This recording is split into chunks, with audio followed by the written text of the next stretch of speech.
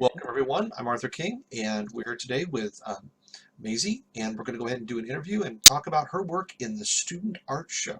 So again, what is your full name? Maisie Mok. Hi Maisie, and tell me, what class did you create the work in? It was the Watercolors 2 class. And that was with? Michelle Krupp. Excellent. Okay, great. Michelle Krupp, marvelous. So you tell us about the work and what was the goal of the project?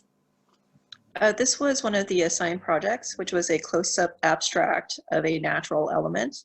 And I chose to take some flowers they had taken a picture of before, and that's what that was. And it was spring, beginning of spring, when we started this project, so I felt that was apt. So That's great. It was created from your own photo. mhm. Nice, nice. How did you end up with this particular piece of all the pieces that you did? How did you end up with this one in the show? It's probably, well, I mean, I've only done watercolors for 2 semesters, so it was just the last and then this one. And I hadn't had a lot of experience with art prior to this, hardly at all. So this was probably the single project that I put the most work into so far. And I felt like it came out reasonably well. So this is why I decided on this piece. So yeah, it took, I mean, this particular piece I had done basically petal by petal. So it took me a really long time to do.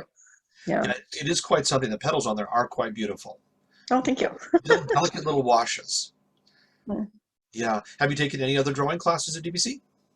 Or art class? No, let's see, I guess it was around 20 years ago at a different JC. I had taken basically it was the beginning drawing class.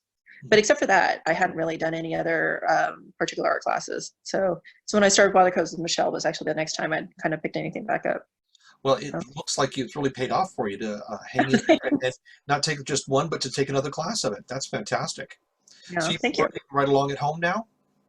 Yeah, it's actually been a lot more difficult. Like this piece, I started in class, and I was probably about halfway through when we had to all stay at home.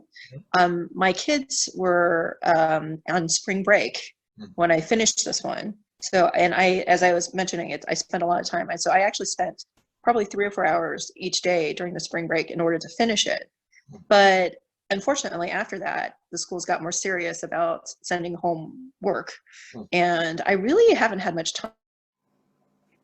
It's actually been pretty difficult since then because I have to spend like 3/4